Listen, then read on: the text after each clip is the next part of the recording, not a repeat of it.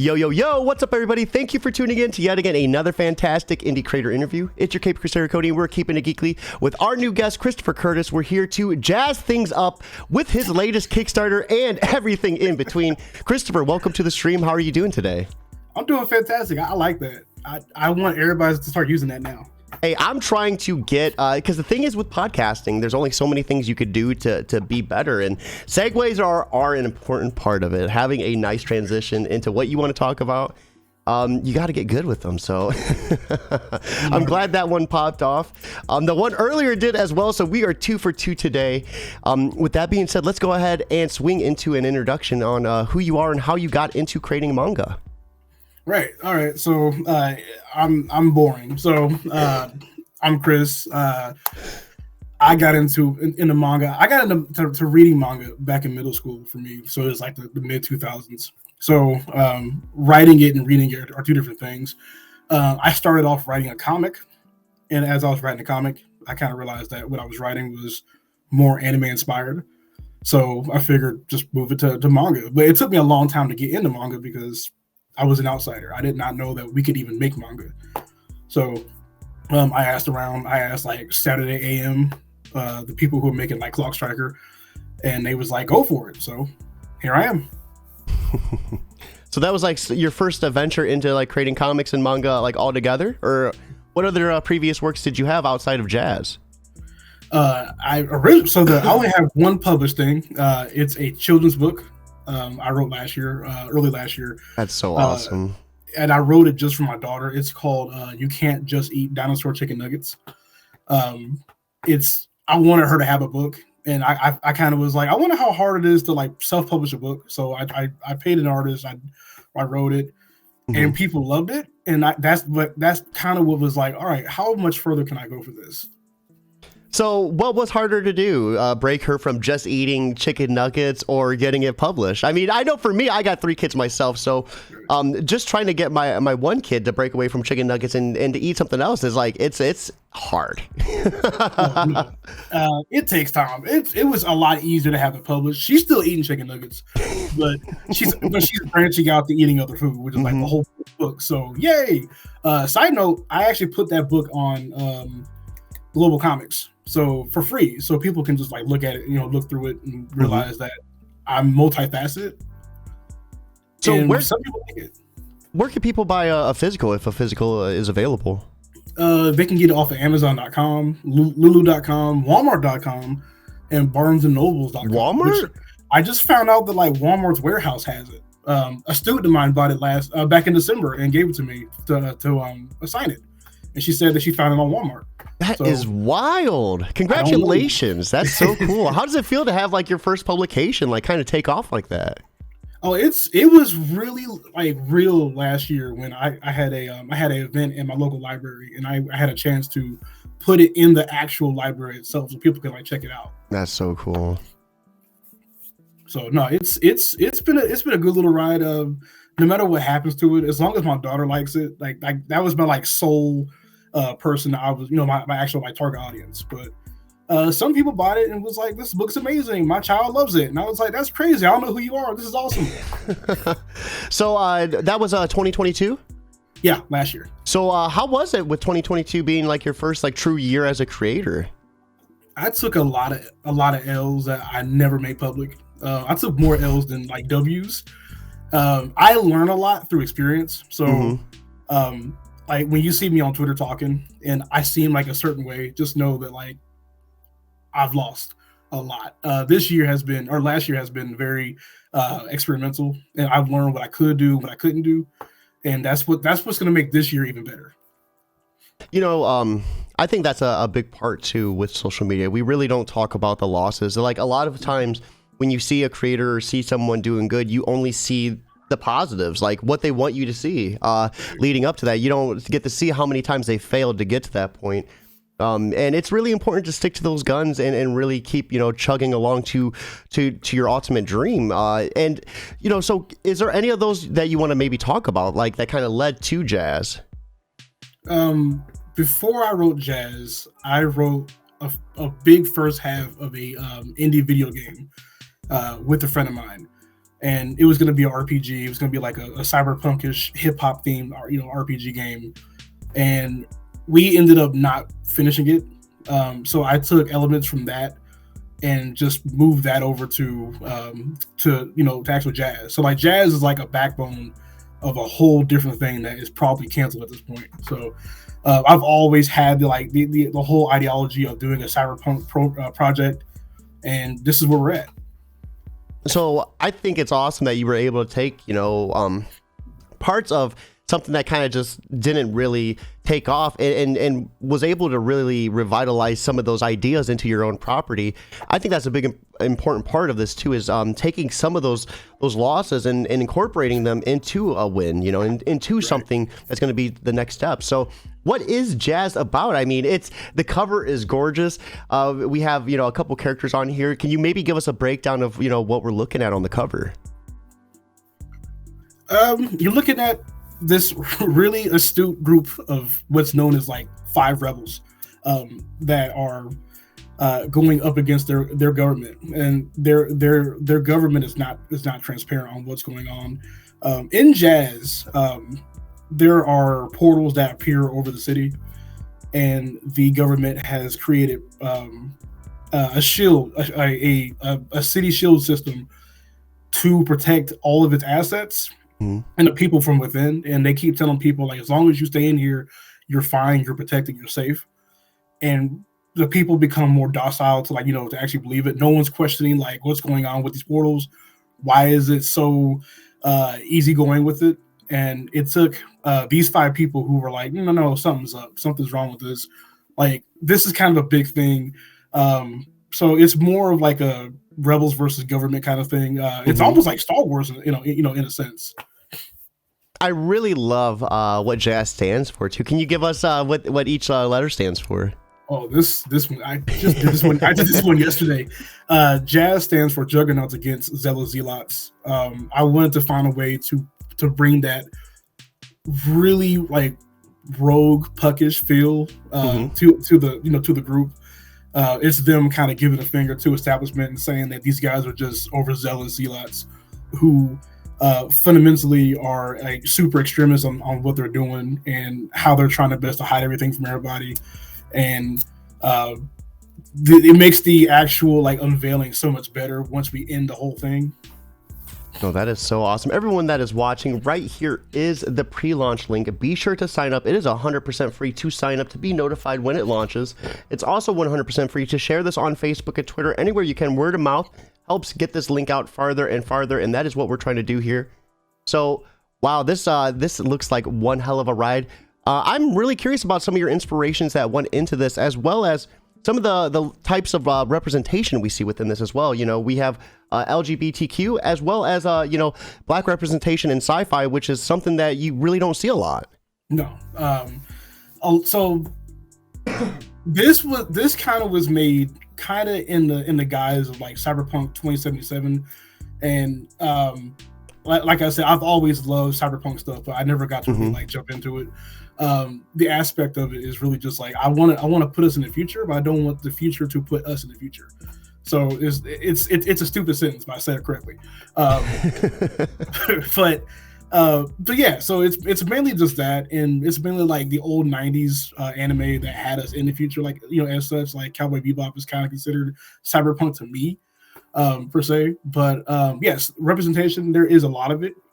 There's not too much where it's drowning in it, but there is enough where it's naturally in there. One of the characters is non-binary.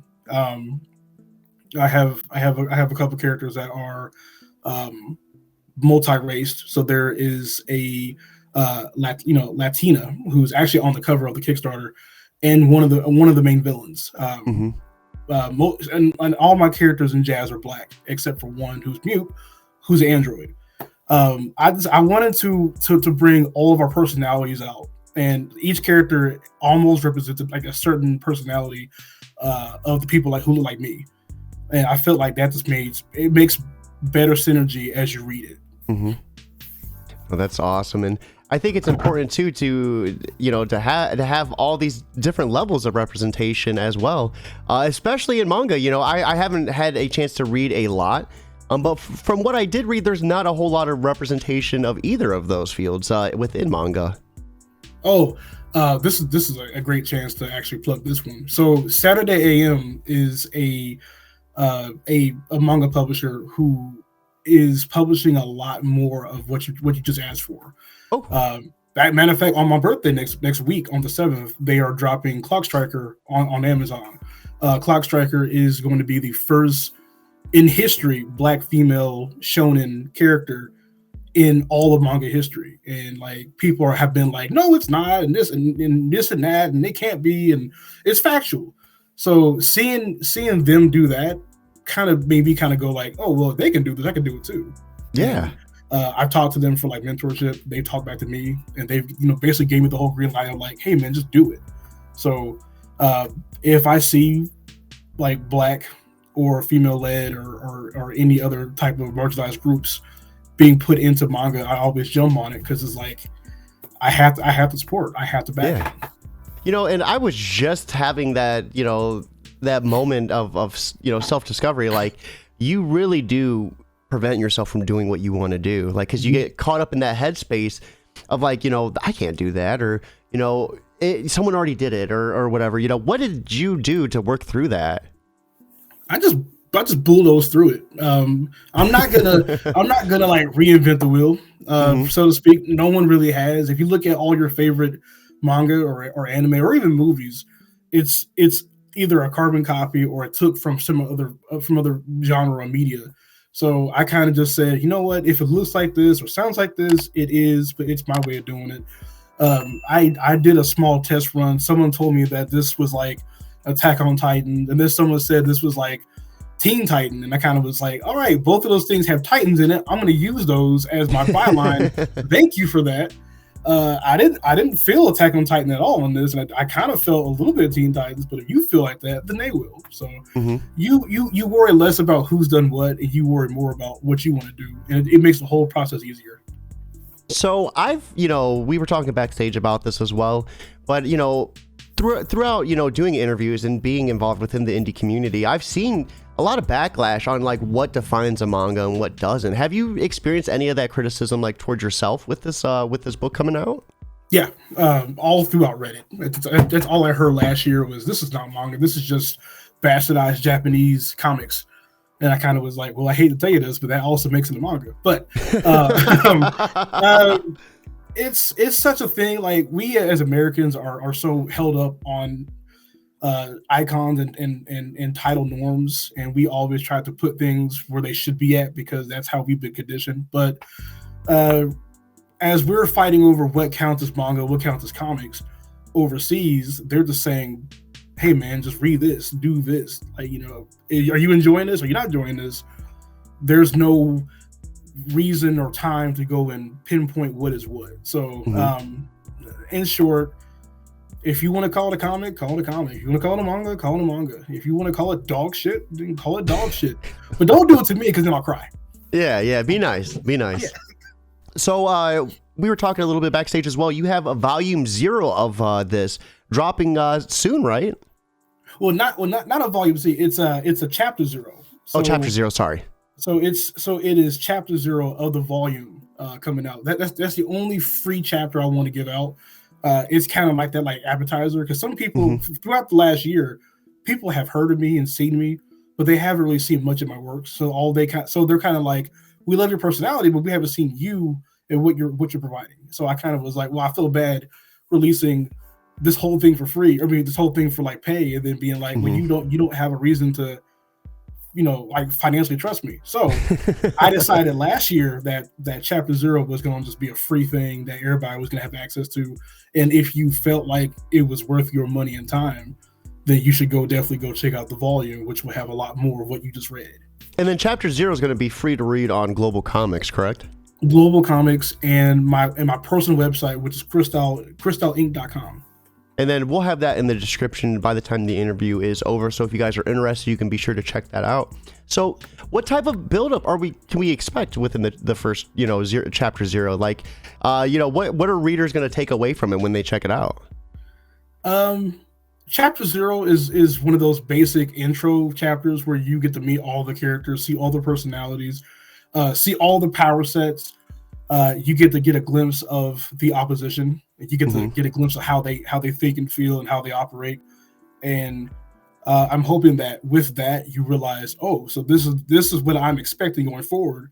There's not going to be a big drop or a big other reveal, another intro reveal, which from what I've once again I've done a small reading with other people, and it looks like a lot of people who have read it are actually excited because it gave them that anticipation of what what's to come. So that's so awesome. It's doing well. That's so awesome. So right here, everybody, is the link to check this out one more time. So when can we expect the Kickstarter to go live? And then with that, what tiers and rewards are you excited about that maybe you can let us know in advance? The Kickstarter will come out as soon as Chapter 0 is out. It'll be one of those like, you want more? Boom, there it is right there. I might give you a couple of hours to kind of like digest it, and then I'll just be like, hey, you know what? There now there's more. Kickstarter. So tier wise, they're not actually secretive. I do have Jazz pixel art trading cards. Ooh. That you'll be able to get your hands on. I have up to 4 variant covers, and in the Kickstarter style, I have included a couple spicy ones. For the few people that have seen them, they want those bad. There is a tier called the Crystal Bundle, where I will throw in another side project that I'm trying to have finished ASAP now. I wrote and created a comic about my family, about me, my wife, and my 2 daughters. We're almost we're almost finished with it. I feel like people will love that one as well. That's so I don't awesome. I don't want to spoil that one yet. If you go on my website, it's on there. Well, most of it's on there, but I want to wait till it's all the way finished. But no, it's just variant covers, trading cards. There, one of the characters' name is Beats. He has I made a mixtape. I made an audio mixtape that people can also get as an add-on. Just all types of wild stuff in there, and I'm still adding things on. Did you like make the beats, or is it like a playlist of artists that you put together? They are handcrafted beats. Yes. See, I asked that question because that's awesome. That is awesome, dude. So you do music as well? I do music like tertiary. I'll do it every once in a blue moon.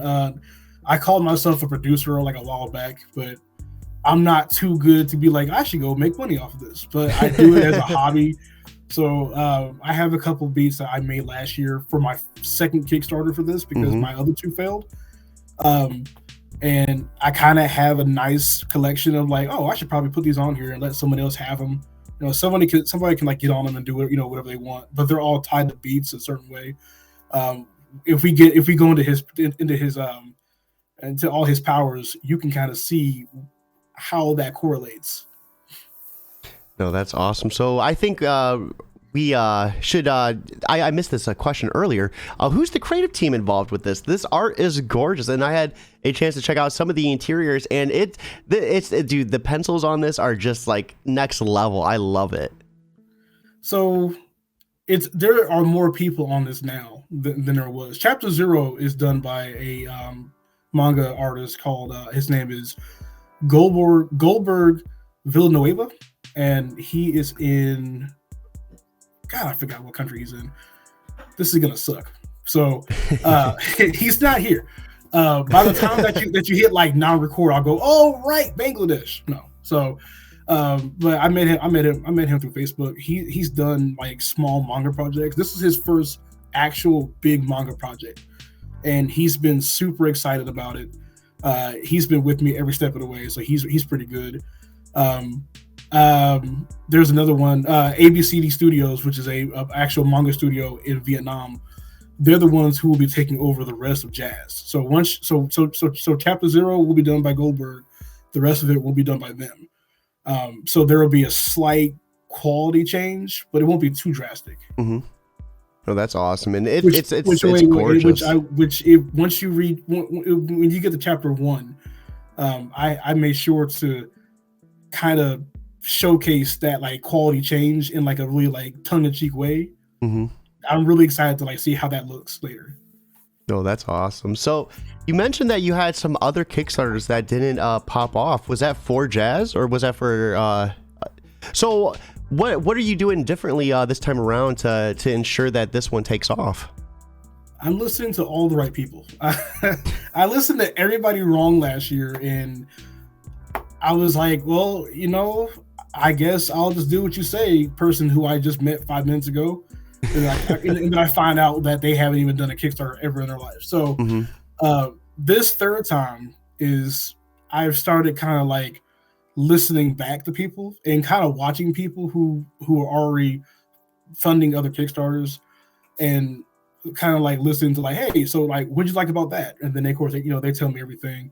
I tried to make better rewards. I've tried to incorporate the pre-launch, which you've seen on Twitter. I'm trying to get 50 followers so I can drop all my variant covers on my timeline. Which we're like right there too, I think, right? Like 48. I don't understand. Yeah. It's like I just need 2 more people. You don't even gotta actually get it. I just want to drop these things. So, but no, just more rewards, more transparency. This is not finished at all. What I'm trying to do is fund all the money needed to have it done. And once it's finished, then I'll actually pay for the creation of it and the shipping of it myself. So the money is just for them to have it done. The rest of it's all on me. So I'm hoping that like that will bring people to like, okay, well, I'm not paying for shipping. I'm paying for this. It's awesome. But I feel like this is the one that'll do it. It has to do. It has to work. It must work because I put in so much time into it. Yeah. I feel like this is the one that actually do it. No, that's awesome. So, outside of Jazz, Chris, what's up your sleeves? Like any other projects for 2023? I wonder if Stokes brought this up. Me and Stokes are working on a manga right now, actually. I'm pretty sure I've heard you guys talk about it in the spaces. Yeah. It's a wrestling manga. I'm trying to pull Stokes out of his comfort zone, and he would like to try what he calls a much easier medium. I'm not going to argue with him on like what is and what's easiest or what's hardest, because it depends, but I'm just here for the ride. So I'm working with him on that. I'm trying to get the volume funded. I do have another project that's kind of sitting off to the side that I don't know when I'm going to actually A, finish it, or B, unveil it publicly. But there is another manga series that I've kind of been sitting on. If people like Jazz, it lets me know that I can start with this one. If Jazz fails, then I won't start with this one. So it all depends on how well Jazz does. No, that is awesome. So, Chris, we've come to one of my favorite parts of the podcast, and that's where I get to ask you for a little bit of advice for anyone who might be starting comics or manga or any of it in between for the first time. And I think what we'll do is kind of take a more personal approach with it, and ask you something that's kind of tailored directly to you. So for anyone out there that's kind of just having a hard time, getting, their campaign going, getting a successful campaign, and they're taking some L's, what would be a piece of advice you would offer them to kind of help them maintain that mental endurance to keep, chipping at it until they get, until they achieve their dream? It's super simple. Don't stop. Don't listen to what anybody else is doing right or what they're doing wrong. It's your thing. It's your flavor. If you have any questions about like the processes of how something can be done, then ask it. But don't ever ask, should I do this? You gotta just do that. Like it's simple as that. There is no secret hidden codes or recipes on it. Just do you. All of it will fall forward.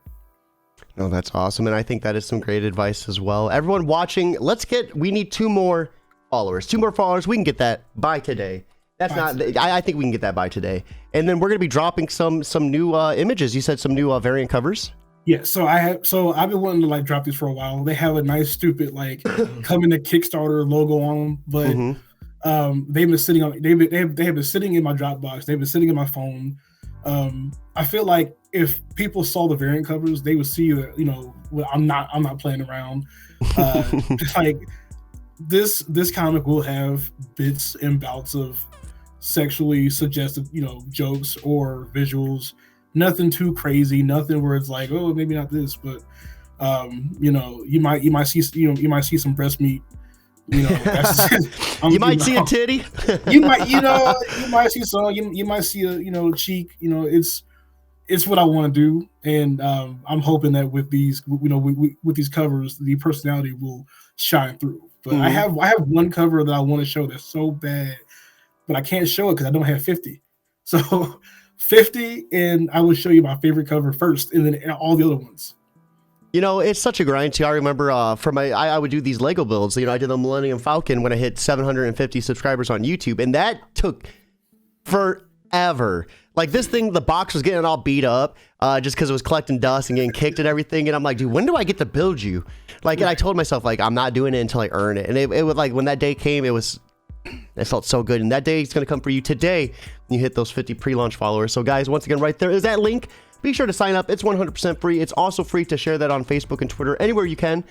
Put that out there. We're trying to get as many eyes on it as humanly possible. Chris, thank you so much for swinging by and hanging out with us. Everyone watching, I hope you have a lovely Saturday afternoon, but most importantly, guys, keep it geekly. All right. Yo, hey.